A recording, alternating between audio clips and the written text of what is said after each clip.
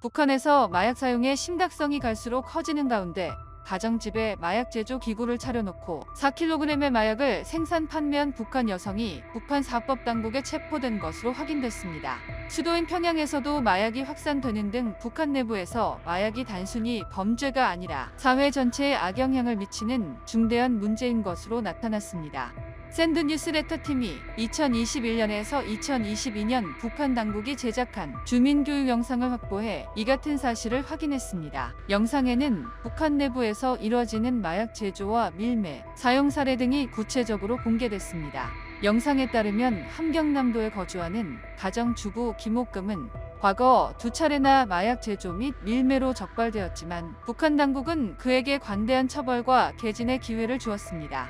그러나 김옥금은 이를 무시하고 마약 범죄에 더욱 깊이 개입하게 되었는데 2018년에는 남편 서성희를 동원해 마약 제조 원료를 구입하고 자신의 집 창고에서 500g 이상의 마약을 제조했습니다.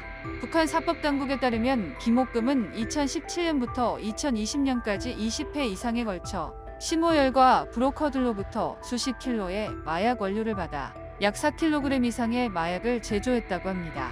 김옥금은 마약 밀매로 큰돈을 벌었을 뿐만 아니라 마약을 직접 사용하기도 했습니다.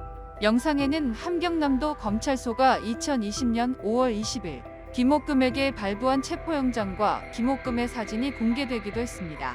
북한 당국은 이 사건을 통해 마약이 얼마나 위험한지 그리고 한번 중독되면 벗어나기 어려운 깊은 중독에 빠진다고 경고했습니다. 특히 수도인 평양에서의 마약 사용 문제도 심각한 수준인 것으로 나타났습니다. 평양시 낙남구역 주민 김명숙은 집에서 공범들과 함께 마약을 제조하고 유통하는 등 조직범죄 형태의 체계적인 면모를 드러냈습니다. 김명숙과 공범자들은 평양시에서 대량으로 마약을 밀매하다 적발됐습니다. 영상은 돈에 대한 집착과 탐욕이 얼마나 큰 죄악을 불러오는지 보여준다며 김명숙은 자신의 이익을 위해 국민의 양심과 가족의 운명을 내팽개쳤고 결과적으로 가정과 인생이 모두 파멸에 이르게 되었다고 주장했습니다. 이처럼 마약 문제는 북한 사회 전반에 걸쳐 여러 가지 부정적인 영향을 미치고 있습니다. 전문가들에 따르면 북한에서는 메스암페타민 같은 각성제의 사용이 일반화되면서 마약이 일상적인 문제로 자리 잡고 있습니다. 이는 대북 경제 제재와 경제난 속에서 불법적인 마약 생산과 거래가 급증한 데다 스트레스나 어려운 생활 환경을 잊기 위해 마약에 의존하는 사람들이 증가하고 있기 때문인 것으로 분석됐습니다. 북한 일부 지역, 특히 함경도와 같은 북동부 지역에서는 마약 생산이 비공식적인 경제 활동의 한 부분으로 자리 잡았다고 합니다. 주민들은 생계를 유지하기 위해 마약을 제조하거나 판매하기도 하며 이는 지역 경제의 한 축이 되어 마약 거래가 더욱 퍼지게 만드는 원인이 되고 있습니다. 고위급 탈북민들의 증언에 따르면 북한 고위층과 군부 인사들이 마약 생산 및 밀매에 관여하고 있습니다. 이는 북한의 경제적 어려움 속에서 외화벌이의 수단으로 마약이 사용되고 있음을 시사합니다.